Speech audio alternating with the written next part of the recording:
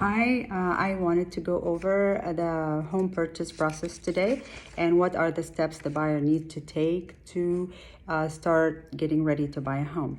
The first most important thing the buyer needs to do is get a pre-approval ready and a document that shows their down payment. The pre-approval, the bank will get that ready for them, and the down payment, let's say they're looking in the price range of $1 million and they're planning to $1 million, million one, and they have a down payment of 200,000. They get that ready, and then we can start looking for a home. It's very important because it sends them in the right direction for the budget for the home purchase, and then when they find the right home for them, they have it ready to present with the offer, as it is a requirement. The home sellers always require with the offer a pre-approval and proof of funds. Okay, so now let's say you got that ready and we're out looking for homes and they found the perfect home that they really want and they're ready to write an offer on that. We need to present an offer, pre-approval, proof of funds. Part of the offer is initial deposit check, or it's written in the offer. It's customary here in the East Bay, 3% of the purchase price. So let's say the price range that they're looking at is $1 million. So 3% of that would be $30,000. This money does not get deposited in escrow till the offer gets accepted and we open escrow, and it's part of their down payment. So let's say they have $200,000 and $170,000 of that will be the down payment, and the 3% is their initial deposit, but the total of the $30,000, $170,000 is the total of their down payment. The other thing is, let's say they really love a house and they're gonna go write an offer on it. I don't tell my clients you should offer more than asking or asking. I do look up comparables, which is the most recent sold homes in the area within half a mile or a mile radius from that house they really like, and it will show them how, and they, like I said, they're sold homes, so it will show them the asking price and the sold price of every one of those homes. It has to be 3 to 5 homes, and they call them comparables. So let's say they found out that the comparables are all sold for $950 and the asking price of this house is $1 million. So that tells them right there that they have a space to negotiate the price down. The other situation could be all the homes in the area sold for $1.1 million, and that right there tells them that if they really love the house and they can afford it, they do have that option to offer over asking if they want to. The buyer is always the decision maker on how much they want to offer. Okay, so let's say the house was $1 million. They wanted to write $1 million, and there's other things in the offer that protects the buyer and not just the price. So there is contingencies or conditions. And what are the conditions and the contingencies?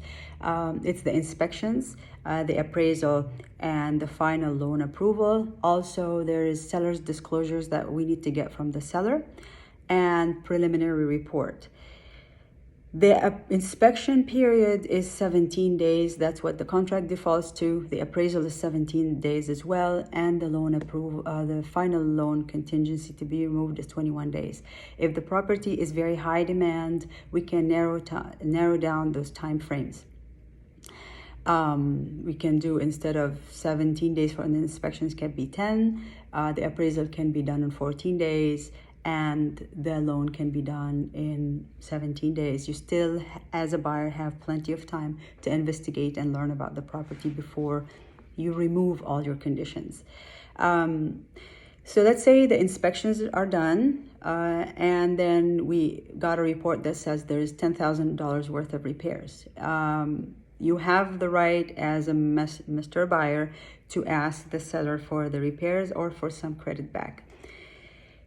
And then if you ask for the $10,000 repairs or some of it and the seller agreed, now we have a document signed by the seller that he will do that. So we can move forward to the appraisal.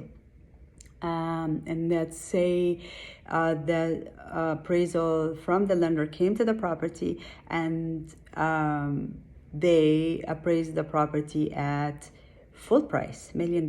That's great. That means we can move forward. If the property did not appraise for $1 million and appraised for $980,000, now we have a short of $20,000. At this time, you as a buyer have the right to ask the seller to negotiate the price down, or you have the right to cancel the contract. And let's say the appraisal came at $1 million and you're ready to move forward. That's the first thing. The other scenario is if the property didn't appraise, and you can negotiate or cancel. But we go back to option number one. It appraised at $1 million and we're moving forward. By that I mean we are going to remove the appraisal contingency. So now we remove the inspection contingency, we remove the appraisal contingency. Now we're waiting for the final loan approval. So the appraisal report that came at $1 million purchase price will go to the lender, and the lender will start working on the loan docs, and they will approve, they will give you a final loan approval on the 17th day. And once that happens, then you can move all the contingencies. If at any time you and the seller did not agree on anything during those investigation time, your 3%, the $30,000 in escrow are protected. So you can, if you don't come to an agreement, you can cancel and withdraw your money. But then there's a form that you have to sign, the seller has to sign, and the money will be released to you. Never had a problem with that in the past. But once you remove all the contingencies, it would be very, very difficult to get this money back. So I highly recommend to all my buyers, always, before they remove any contingency, I always ask, everything is okay? We have to come to an agreement with the seller. If we did, we move forward, and they feel 100% confident that they're ready to move to the next step. Now, let's say everything went well. We removed all the contingencies. The buyer is very happy. And once we remove the final contingency, the loan, we have about 12 to 15 days to close, because customary escrow time is about 30 days. And 3 days before close, the lender will send the loan docs to the buyer to sign. Let's say you're closing on November 1st. So you get the loan docs 3 days before that, and then you sign them. The documents go back to the bank for review, and then the bank funds the loan and close the second day, or funds the second day and close the third day, which is November 1st. That's it. There's a lot of details in buying a home, and it entails a lot of investigation and doing a lot of homework. I hope that covered most of it for you. If you have any questions, you can call me at 925-216-3006. I'll say my number again, 925-216-3006. This is Heba Rayyan with Coldwell Banker in Danville. Thank you for watching.